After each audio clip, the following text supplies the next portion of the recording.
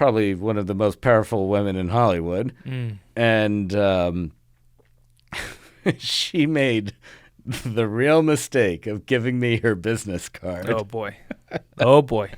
Because I then had to go back and continue with school. And you have to realize that Capitol Records are specifically Capitol Studios. So they're owned by Capitol Records. And, well, at the time it was EMI, but now Universal Music. We can save that story. But I go back to college. I didn't even know. Like, I just assumed that, like, they must have interns, but Capitol Studios had never had an intern ever. I don't know if it was something to do with the union or anything like that, but they had never had interns. And so, a few months go by, and right after the holidays, like January, because in college you have your spring break, and instead of going to Cancun, Crazy Eric just drummed it up in his head that I'm going to intern for Capitol Studios because it's the most famous recording studio on earth. I got to be there. Oh, by the way, that first tour, I got to meet Stevie Wonder, Eric Clapton, and J.J. Cale in one day. So that completely turned you on. Which, side note, I'm named after Eric Clapton even. Whoa. And we can give that story later after I worked with him, like fast forward to the bakery times. But that's a good story. But love it. that was literally my 19-year-old Eric being toured through, and like you get to meet those three people on one day. That's not even typical for Capitol even. But so looking back real quick on that specific day, how much did that experience that day change or determine ultimately the trajectory that you ended up taking? It was the pivotal set. That was it? Yeah. Okay. And so I go back to Pittsburgh for college. Holidays are over, and Crazy Eric just decides that I'm going to intern for Capitol Records. I called Paula. And mind you, when you call Capitol Studios, you get this, like, the front desk first, like her assistant. And so he was a guy by the name of Dave Stern. And the Shark. I hope he watches this for that. But he and I became close friends afterwards. But, his job was basically to field the calls. And so I was just cold calling because, again, Paula made the mistake of giving me the card. And so I'm calling in, and my spring break was coming up. And I was like, I could fly out to L.A. on my spring break to interview for an internship. Problem was, they never had an intern. But I was just completely convinced that I was doing this.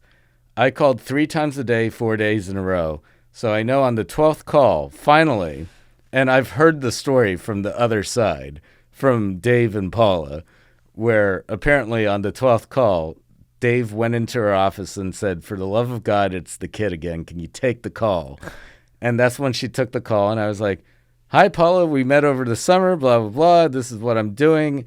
I have time next week. I can fly out to L.A. I'd like to interview for an internship with you for the summer. And her response was just in her Rhode Island accent, yeah. I'm like, okay, great. So would Monday work for you? And she's like, yeah, call me on Monday. Yeah, I'd like to come and see you. Okay, I'll see you on Monday. So I fly out to L.A., stay with my uncles, show up on Monday. Whoa. And at least at that time, the assistant knew, like, to let me in through security. Yeah. So real quick, how do you think to some degree, I mean, calling 4 times a day, 3 days in a row, you said? Three times a day, 4 days in a row. 4 days in a row. I feel like we kind of lost that a little bit in this society where people are doing that. Yeah, and for anyone who is not a serial killer out there, That type of persistence is what you need. And you know what? It makes getting your point driven home way clearer since no one else does it. It makes you stand out. Absolutely. Incredible. I also write physical letters sometimes when you want to have an effect. Right, rather than You an email. use these tools to your advantage. That's incredible. Why not? And again, to your point, it's funny you should bring this up. So when I showed up for the interview, She mentioned no. We do the interview, and then literally in the interview, I figure out that they had never done this before. But then Paula was like, we'll make this happen. And literally, she was hiring me. Well, it was an internship, unpaid internship. But she's like, we'll make it happen. And so she was like committing to this. And so for me, it was a win. But I'm East Coast, and so I was going to an interview, so I showed up in a suit.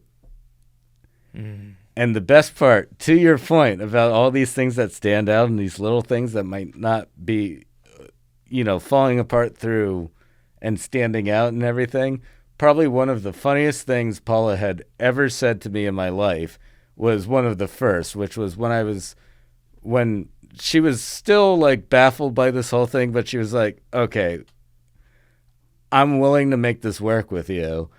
And you'll start in May when you're done with your semester. And so I'm leaving her office, and, we already said bye and all of that. I'm leaving her office, and then all I hear is, oh, Eric. And I turn around, I'm like, yeah, Paula? And she's like, don't ever let me see you in here with a suit again. Oh, my gosh. It got you hired, but don't repeat it. Yeah, exactly. That's awesome. Love it. I was like, Roger that, boss.